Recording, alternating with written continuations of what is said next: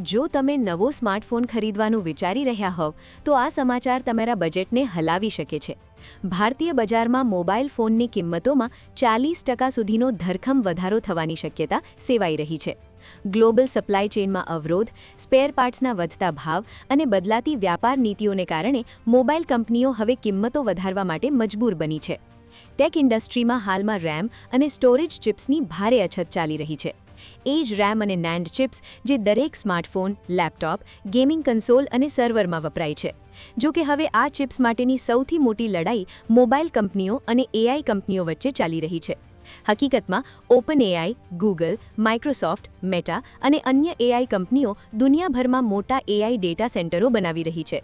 આ ડેટા સેન્ટરો ચલાવવા માટે ભારે પ્રમાણમાં હાઈ-એન્ડ મેમરી ચિપ્સની જરૂર પડે છે. પહેલાં જે ફેક્ટરીઓ સ્માર્ટફોન માટે રેમ અને સ્ટોરેજ બનાવતી હતી, હવે તેમનો મોટો હિસ્સો આર્ટિફિશિયલ ઇન્ટેલિજન્સ ઇન્ડસ્ટ્રી તરફ વળી રહ્યો છે. પરિણામે સ્માર્ટફોન કંપનીઓ માટે જરૂરી ચિપ્સ મોંઘી થવા લાગી છે. ભારત જેવા મોટા બજારમાં આ પ્રકારનો ભાવ વધારો મધ્યમ વર્ગના ગ્રાહકો માટે મુશ્કેલી ઊભી કરી શકે છે. 15,000 થી 30,000 રૂપિયાના ફોન પર 4-5 હજાર રૂપિયાનો વધારો થઈ શકે છે. કંપનીઓનું કહેવું છે કે ઉત્પાદન ખર્ચ સતત વધી રહ્યો છે, જેનો બોજ હવે ગ્રાહકો પર નાખવા સિવાય બીજો કોઈ વિકલ્પ નથી. સ્માર્ટફોનના ભાવમાં થનારા આ તોતિંગ વધારા વિશે તમારું શું મત છે? શું તમે વધતા ભાવો વચ્ચે નવો ફોન ખરીદવાનું ટાળશો?